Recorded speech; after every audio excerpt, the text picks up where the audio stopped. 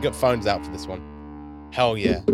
Dadvertising. Dadvertising. Welcome back, ladies and gentlemen. It's time once again to be lectured by two cis heteronormative white male middle-class idiots who think they're better than you. Because we are. Learn from us. This is your golden opportunity, ladies and gentlemen. Alan and Alex are back. Fuck yeah. So before we get into today's episode, I want to give a bit of a shout out to some of the listeners who I know are listening on a consistent basis. Oh, yeah. So I've had some really, really good feedback, and I'm sure you have as well. Mm-hmm. Want to give Mitch a shout out. Mitch listens to us on a regular basis, and at one stage asked if we were running out of ideas to talk about on a podcast. Is this Mitch Panthers Army Mitch? No. Oh, that's Mick. Oh, Mick. Yeah. Oh, did I? How do you know that Mick? Because he's been commenting on our stuff, and then he called me. Yeah, from your Mick school. John. Yeah, he's Mick Dempsey. Yeah, he's a legend. Ultimate Flaws. If you're listening, he is always on the Penrith promos. He is the one guy with his kit out. He always has his shirt off. Right, just shirt off. He is notorious for getting his shirt off. Yeah. Even like in the dead of winter on a cold Saturday night, he's got his shirt off, flying his flag around. He's an absolute legend. He's a real man. Well, he's got the cool tattoos. Yeah, he does. Massive Blink-182 fan as well. Where are you? And I'm so sorry. Okay, so shout out to Mitch, Mick, and Dan the cameraman. Thank you for listening. Dan the cameraman's not here. Don't look around like he's here. Dan the cameraman. No, these are some people who've given us some really, really good feedback, and I want to just give a lot of shout out. Is there anyone who's given you feedback, telling you that they're listening on a consistent basis? Yes, actually. I had one guy who's not Adam Macman? Matt McCorgy. McCorgy. Oh, yeah. He's not a dad, but he said thanks for calling out the bullshit in the industry. In the coaching space. And then you're welcome, Adam. Another brand new dad messaged me saying, like, it's nice to see just the perspective of what I'm in for. Not from a place of here's what you should do, but just like this is what it's like. So because it's not all perfect. It's not all sunshine and rainbows, is it, Alan? Definitely not sunshine and rainbows. I'm having a lot of trouble at the moment, to be honest. Are you? Yeah, I'm a Vegemite influencer now. I don't know if you know this. Yes, I did actually. Yeah. So you know what the real funny thing is about this is? Like obviously this Vegemite trend, this spread thing that you're doing, is there is a dude who literally like, so I was at a retreat recently, and the dude his literal strategy is to create series. Yeah. And he has helped a number of different people. So there's a guy who's doing this Ice Bath series. Mm-hmm. And he's sort of like, if I don't get to 1 million followers, I'm deleting my account. He's helped him sort of strategize this series and a few other people. And it was really interesting because I was going to talk to you about it, but you'd already got into it beforehand. Because I'm not going to do a series like that, but I've actually got an idea that I'll tell you about a little bit later. Yeah, great. And hectic. It's super fun. Well, I'll plug the Vegemite project quickly. Yeah, please. The Vegemite project is me having one spread of Vegemite per day. I think you want the green one, bro. The yellow one? The green one it is. That's how I feel. The Vegemite... I was actually looking for the mute button for me. Is that you? That's me. Yeah, you're right. Yeah. The Vegemite project is me having one spread of Vegemite per day for every 1,000 followers I get. So at the top end of potential, I could be getting, I could be up to 400 spreads of Vegemite per day. That's content you want to watch right now. Yeah. I'm on day 7 of 0 spreads of Vegemite, and it's a trend I see continuing indefinitely. Yeah. I cannot wait to see you put like a single spread, but then when you have to put like 40 spreads on. I'm thinking of, to be honest, getting you to help me do the announcement video when I get to my first spread. Fuck yeah. Kind of like getting ready, astronauts walking onto a freaking, spaceship kind of thing. Because it's the same equivalent. basically. Yeah. For me, it's going to be huge. Yeah. My wife thinks it's very cool. Speaking of wives, it's a wife podcast today. We talk about business a bit, don't we? Yes, we do. But what better business is there than the business of marriage? No better business than marriage. All right. Not always perfect though, is it? Exactly. So in today's episode, we actually, I called my wife on loudspeaker and Alex got to hear. Yeah. So we're going to be going through She's the best. Wonderful woman. We love Jess. Yeah. No, she's amazing. So we're going to be going through the best gift, the worst gift, the best date, the worst date, the best gesture, and the worst gesture to our wives. All right. Where should we begin? The worst gift. We'll apologize. We both have notes for this one, which I think is kind of just, indicative of the fact that we're both husbands. I think that, women, they always know exactly when you met. Yeah. And the date of your wedding and all that sort of thing. Anniversaries, etc. Yeah. And we got this written down. We had to think about it. And I think the reason we had to think about it is we believe we've never done anything wrong. Exactly. Well, I definitely knew my worst gift. I had to think about my best gift. All right. Let's kick it off then. Let's kick it off. Let's kick off the podcast with the worst gift you ever gave Jess. The worst gift I ever gave to Jess was actually on Mother's Day. Her first Mother's Day of that. Mm-hmm. And it was some scratchies. A lot of upside, very little downside. I do not understand in my right mind, because when she opened it, she just literally looked at me. She's like, "What the fuck? Like, why would you think this is like the best gift to get me on my very first Mother's Day?" It was like she was pissed. She's like, "Did you really think this is the amount of time?" And then when she put it the way that she did, I was like, "Oh yeah, actually, that wasn't the greatest idea." Obviously, did not think the gift through, because I was just like, if she wins $100 or $1,000, she'd be fucking cheering. But just didn't think about the sentimental value of her first Mother's Day and what that means to a woman. So that was moment for me. Big time. Yeah. Big time. That was really poor. All right. And what was your best one? My best gift. So this is actually on our anniversary, making up for some of the other worst gifts that I've given. So this was actually something, and I think when Jess said it, you were like, "Oh, Instagram." Yeah, you got hooked on an Instagram ad. Yes. So because I think you already know what I'm about to refer to. So there's like a picture you can buy where it has the stars arrangement on the particular day of your child's. It's the day that you got engaged, the day that you got married, the day. It's 3 dates. Any day you like. Yeah, it's 3 dates. So I think it's maybe like the day you got engaged, the day you got married, and some other date. Shows how much I remember. The last time Manly won the premiership. If records go back that far. Yeah, exactly. So that was the most sentimental one where and that was probably the most well thought out gift that I've given. So yeah, I'm not a very, very good thanks, fans. So abrupt stop there. That's enough. So that they are the best and worst gifts from me. What about you, Alexander? I like it. The best one. It was a gift. It was also a date. So I'm not trying to like do less work here on the podcast by just like lumping two. I've got a date down the track. But the best gift I think I got Ali was actually what sounds relatively shit and cliche at the time, but turned out to have a big impact on her life.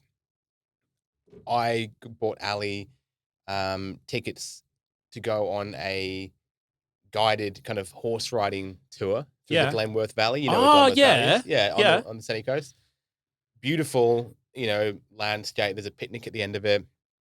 Ali is a really good horse rider. This is the thing. She's been horse riding since she was like 10, and she's really good at it. So she was bored as on this thing.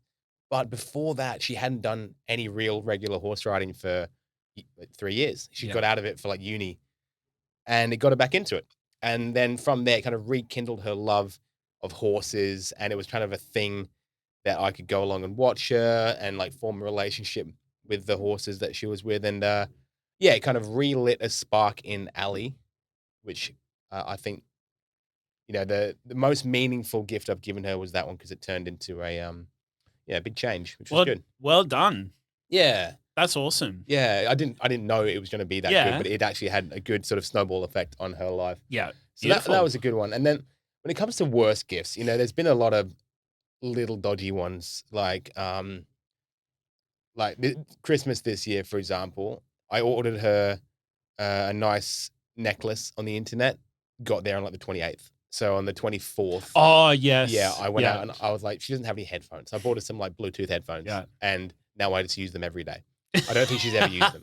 I bought myself some headphones. Yes. That sort of thing. How good. And then you couldn't let a gift like that go to waste. They're good headphones. They're pink. Yeah. I bought pink ones so she'd know that they're her headphones, and then mine are the black ones. But then I lost one of mine, so I just use hers all the time. They're right there. Good. They're in the room with us today. And then you don't know a gift's bad until like you realize that they just never wear it. Yeah. You know what I mean? Like you buy them a shirt or like some jewelry, and it's like, I've never seen you wear that piece that I got you. And so you made me feel good on the day, but I don't think you like this gift. So it's not quite the what the fuck look you got from Scratchies. But that's okay. We're all learning. Yeah, We're 100%. all learning, man. Yeah. I think gifts feeds into romantic gestures quite well. Yeah. Because I think both of our worst date stories are relative. I get the feeling they're quite similar, and it will really end the podcast with a bang. Okay. All right. So, romantic gestures. You're a sweet guy. Yes. You're a very sensitive man. Yes. Well, all right. So I'll start on my worst one. Get that out of the way. Yeah. Well, this is technically a gift as well. I bought Jess a selfie stick. Dope. Now, hell yeah.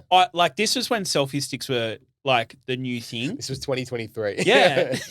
But it would have been, maybe even 2018, 2019, somewhere around there. Back. And the thing for anyone who knows Jess, the reason you see me plastered all over the Triple Effect website and all of our socials is because she fucking hates being on camera. And so getting someone a selfie stick is one of the most vain things that you can do for someone who doesn't want to have, plaster their photos and things all over the internet. So that was the worst gesture. That was the worst gesture. We both have relatively not showy off wives. Yeah.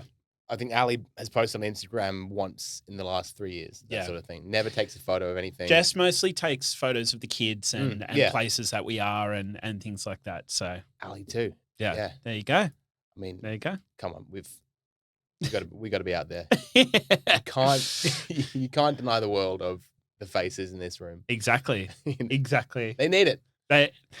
Do they though? Of course they do. We know that Mick and Mitch and Dan the cameraman do. Dan the cameraman, that's right. They love it.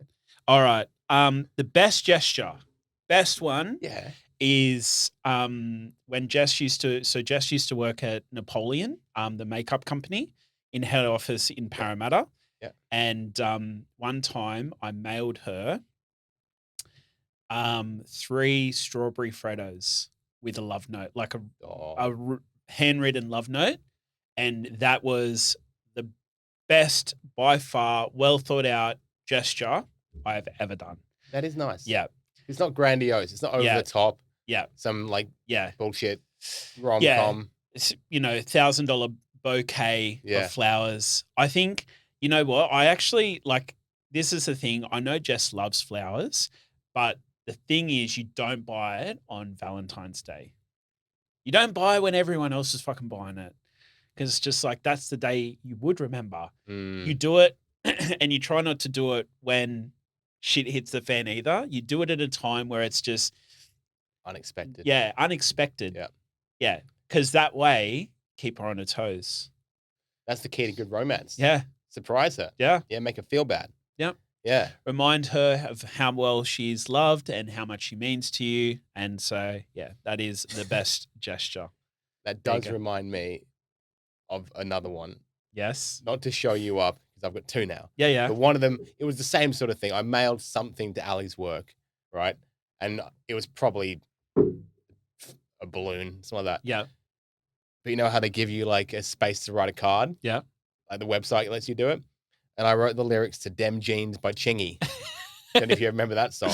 Dem jeans. Damn girl, how'd you get all that? And them jeans. How'd you get all that? And that was the note that came with it. And so it didn't say it was from me. It was some inexplicable, random admirer giving her dirty rap lyrics. But that's mad. How good. I love that. That was a funny one. Yeah. Yeah. What's the worst one? Worst. I wrote Ali a song once back when we were first going out. Oh, really? I'm pretty musical. I was a musician all through high school. I'm a drummer. There you go. Not a songwriter. And so I wrote her a song, and I just remember it being shit. I can't really tell you anything about it, but like Ali doesn't rhyme with anything. Yeah. Really. Except for other names. Yeah, unless it's Ali rhymes with Ali, really? No, really? Rally. Maybe from No, Melbourne. you just said Ali doesn't rhyme with anything. Really? You just rhymed it. It's a stretch, bro. That's a stretch. But that's what Eminem and 50 like they just add talented rappers. Yeah, talented rappers add extra bits to the word. Yeah. I am not a talented rapper, nor am I a talented songwriter. Ali, tally. If I could write a tally of all the ways I love you, rally. Ali. Yeah, there we go. I'll take you to a rally, and that's dope. Yeah, I should have used some of those words. I think I rhymed her last name Killian with the word million. Oh yeah, and I think on paper the lyrics were good. I'm not melodically gifted, so I think lyrics were fine. Song was shit. Yeah. Anyway, but I seem to remember she requested a song. Oh, really? Yeah, and so I was under pressure to write a song. Yeah. And Paul McCartney, I ain't. I'm more of a... If you couldn't tell, any time we try and sing something, unfortunately, we're not the greatest singers. But that's not what they pay us for, Alan. They pay us for... That button's going to be worn out by the end of this podcast. Unfortunately. Best gesture is actually captured on video. Mine. Yeah? It was our proposal. Oh. I made a video. Did you? And it was sick. I think you'd like it. It's really good. Yeah. So I completely out of the blue, she had no idea. It wasn't like we talked about it beforehand. I went and like bought a ring, that sort of thing, went to the city, had like fuck all money, got it, came home, hid it for like a week. And then I made a video. She was out at like the shops or something, and she was out horse riding, I think. And then I was going to do it when she got home. And my plan was, we lived by the beach, to walk her up to like the headland, do it there, and film it, and make a nice video. Ali rocks up. She's like, I'm going to the shops on the way home. Anything you want? I was like, no, that's fine. And so she met me down at the beach, or she was walking, and she had shopping bags with her. So I've got to come up with an excuse to walk her up the freaking headland carrying shopping bags. And I think she just got a fake tan as well, right? So she was like not keen to go for a walk. Yeah. I was like, I've just got this new lens for my camera. I want to go and test it out. Is that okay? And like, can you like, and she's like, yeah, fine. And so we're walking up, and I'm like kind of vlogging the whole thing, and I've got like a ring in my pocket. Got up to the top, and I was like, okay, you look out over the edge here, pretend you're posing, and I'll just kind of try out a few of these exposure settings, like just making things up. She's like, fine. So she's like leaning over, looking out. I set up the camera, tripod style, and then went and like knelt behind her. When she turns around, proposed. And it was a beautiful video. Oh. I put music in it. Yeah. Had some champagne in the fridge and glasses and stuff. Worked out really well. Mm-hmm. Blew up on social media. And then every year, basically, for the last like 3 years, Facebook recommends it to you. Yeah. You reshare it and you get more likes, more how good is that? Recognition of how good of a husband you are. So that was good. Well done. That was a good one. Well done. I've got, look, I know we're talking about gestures. Please. I'll just add one other in there. I remember I proposed in Fiji, and I proposed It was In on the rain, I believe. Yeah. Yeah. So the start Fijians are fucking amazing. So they helped me set up like on a secluded beach on an island. They helped me set up like this love heart in roses and like champagne and everything else. But they were so sick. Like we're just like I think she knew what was going on, but I had Yeah. to smuggle the ring through customs and everything else. I was we were with put two up your other bum? friends. Yeah, yeah, exactly. No, I had a ring friend. in your ring. I had to give it to my mate so that he could smuggle it through for me. But yeah, that was also a really cool gesture. And that's sick. That's Well done. awesome. Yeah. Well done, you. All right, best and thank you.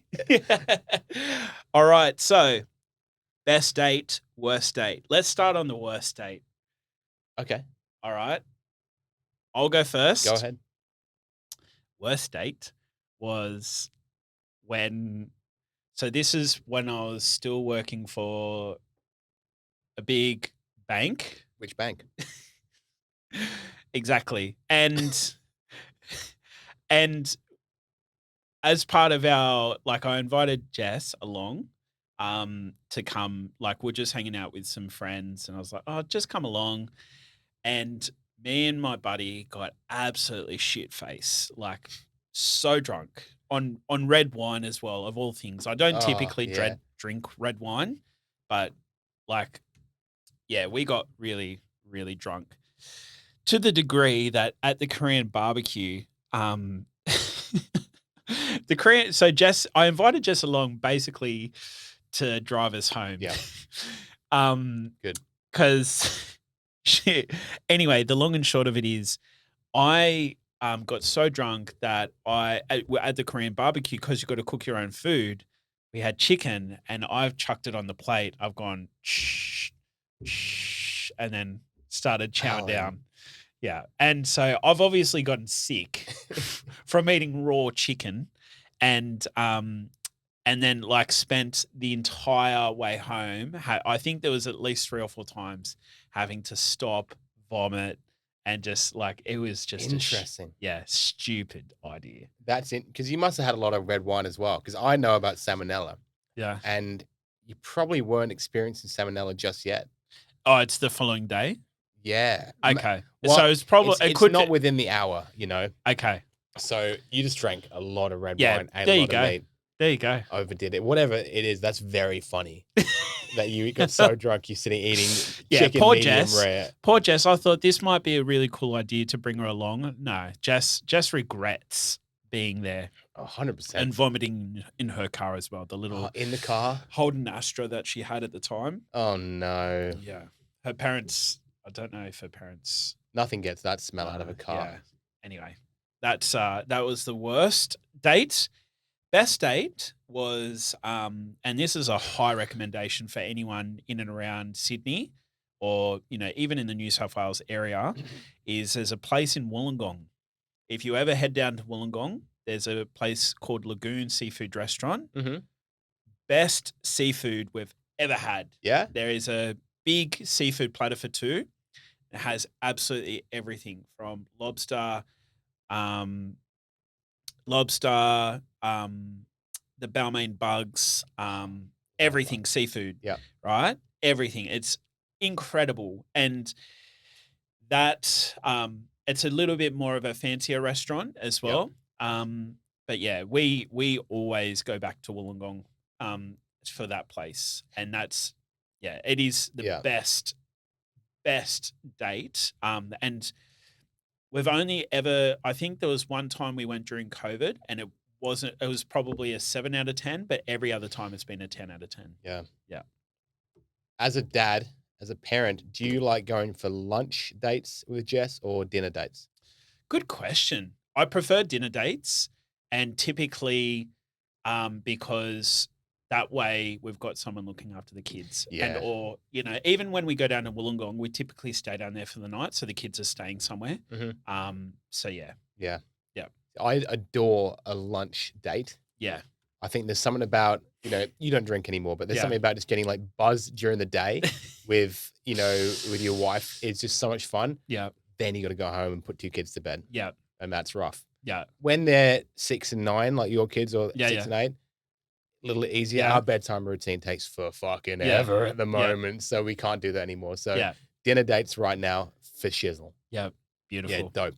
All right. Your best and worst dates. Best date, I'll kind of piggyback off yours. Yeah. And on our fight, I made a video of this one as well. There is fucking proof of everything I've done. There we go. Thank goodness, though, there's no video proof of the worst date I'm about to tell you about. But the best date was our 5-year anniversary, me and Ali. Not marriage, but just being together. Mm-hmm. And so it's probably like 2018, that sort of thing. And there was a festival on in the city, and it was like a curry festival. Right? Yes. And there was a big banner for the curry festival next to the train station in Wahroonga. So I told Ali we're going to the curry festival, which is a fun enough day out. Yeah. Right. And I was like, let's get dressed up, go to the curry festival. It'll be fun. You know, a bit of an ironic thing, like overdressed for the festival. And we get on the train, and she's probably thinking, like, what is this? Like, outdoor curry festival. But I was a chef at the time, foodie. And we got on the train, went into the city, got on a taxi. I said, take us to Key, please. Key being the #1 restaurant in the country at the time, which is 3-hat restaurant, sitting above the Opera House, like looking at the Opera House. Yeah. Best fine dining restaurant in the country, or second at the time. And she had no idea we were going there. You got to book like 7 months in advance. So I booked that place at a private table up the top, just us and 2 other tables surrounded by glass. And we went in there and had like the greatest lunch of our lives. And it was dope because she had no idea we were going. And it's also like, just never thought we would go there because you got to book a long time in advance. Yeah. And one thing about Ali, she loves white wine. There you go. Loves a white wine. But also, fancy restaurant, she can't do the whole food and wine 7 courses thing. She gets too full, stops enjoying herself. Yeah. So she normally goes like by the glass. And straight out of the gate, we were like, they got a $75 glass of wine on the menu. I was like, get it. And she did. And she's like, I'll have this one, please. And she ordered a $75 glass of wine off the bat. And it turned out really well. Well done. That was a good date. Yeah. Thank you. Thank you. Another meal we went to, though, however, was not so successful. Tell me about it. Ali and I had a planned trip to Koh Samui in Thailand. Yeah. We sound rich in this podcast, don't we? Yeah. We're not. I mean, we are hugely wealthy, but, you know, so Ali and I had a trip to Koh Samui, Thailand, booked with another couple. And that's a little island in Thailand, like, so you're not on the main busy part. And it's quieter and quite nice. And we had another couple coming with us. They broke up like 2 weeks before the holiday. So he's not coming, but she's still coming. We're good friends with the girl, luckily, you know. So she's still coming, and we had this lovely week-long holiday in Koh Samui, Thailand. Went out to the markets, went out to everywhere. And at the time, I was like real into, you know, kind of street food vlogging stuff. I was kind of making these food videos for YouTube. So we went to this market and just had everything. It was mad. The next night, we went to this really fancy restaurant, which was like the whole week was leading up to this fancy restaurant. And sitting outside, fancy chef, and everything Thailand's quite cheap. This place was like a bit pricey. Mm-hmm. Halfway through the meal, I'm starting to feel real hot. But Thailand's hot. Hot place. Starting not feeling my best, so I keep going. And then I went to the toilet during the meal, went to the bathroom, and went for a wee. Turned into a toozy pretty fast. So I was like, not feeling the best. Bit funny. Yeah. But I'll continue the night. Mm-hmm. Ooh, better go back again. That sort of thing, right? Then I was actually sick in the bathroom. I was like, I'm not well here. So I went and told Ali, I'm like, I'm not very well. We should kind of get out of here. And this is one of these hotels where it's enormous. And so you actually get a golf cart, takes you down to the restaurant. So we call this golf cart. And while we're waiting for the golf cart, I'm in the bathroom exploding from both ends. Oh, wow. Right? Oh, I'm wearing white trousers, by the way. Right. I won't go too graphic in this podcast, but you'll get the idea, right? Yeah. the golf cart then has to keep pulling over in this 1 minute drive so I could do more of this into the bushes. Yeah, all right. Sick as all hell, right? Yeah. Then I get to the front desk and they're getting us a taxi. And instead they called me an ambulance to take me to hospital. Oh, really? Because I am the whole time in the bathroom, on the floor, just sweaty, wet, just losing a kilo a minute, right? And they took me in, whether it was an ambulance or just like someone from the hotel, very quickly drove me. Within 10 minutes after that, I'm on a hospital bed, like 7 doctors around me, cutting my clothes off, sticking drips and stuff in me, like sobbing. I'm like, what the fuck has happened? Like, Ali's there. She's like, it's going to be okay, baby. It's going to be okay. And she was like a monster of strength. And apparently she like went and bawled her eyes out after that. But we're 15 minutes after like finishing main course. I am on a hospital bed in Thailand, not like a big Royal North Shore hospital, like a dirty little one. Just like one of those scenes from a movie. Like they're putting me on the bed, opening the doors with me, that sort of thing. And then I'm in a gown with like a drip on me and like destroying this hotel bathroom. Like, and a whole room and just the sickest I've ever been, violently ill for the entire night. And Ali is sitting on this like trundle bed in this hotel, kind of cleaning up after me because a lot of the hospital staff just went home in the middle of the night because they're like, we don't do night shifts. There was like one nurse on call and I just kind of gradually got better throughout the night. I think they must have given me some anti-nausea thing, but whatever was in me, I got it all out. Yeah. And the next day, Ali and the girl we were with, they both got it, not to the same extent, but I had to get out of hospital and then drive them to hospital to fix them up. And I was still pretty sick, man, but it was so fast. It went from our big final night fancy meal to emergency within half an hour. Wow. And so real do you bad. just what do you put it all down to? It's probably something we had at the markets the night before. Yeah. And the thing is, the doctor was like, it's not from the dinner you had tonight. Yeah. It's from it could be anything in the last 48 hours is the thing with Thailand. And you could have eaten something at the markets that was undercooked or veggies that were washed in the wrong water. You could have handled the wrong dollar bill and then not washed your hands. Could have shaken hands with the wrong, street vendor. You never know on these third world countries, just not the same hygiene systems that we've got, So, and Ali, she's hand sanitizing, a long time pre-COVID. She loves it. And so, but I'm a little bit loose in that area. And Loosey-goosey. Came to bite me in a big way. So love Thailand, not scared of getting sick. But for Ali, I dare say, not the most romantic evening of her life. There you go. That's a big green button for you there, mate. Yeah. Sorry, Ali. Sorry, Ali. Tried my best. Yeah. We'll try our best again next week. That's right.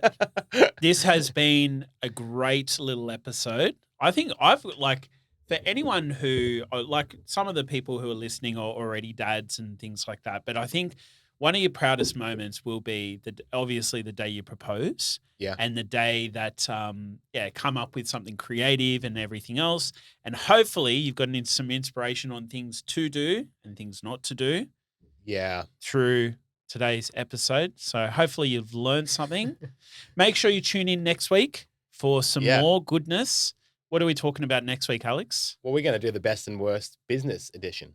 There we go. Yeah. So that should be really cool. So we will see you next week on the podcast. Much love, guys. Peace out. You.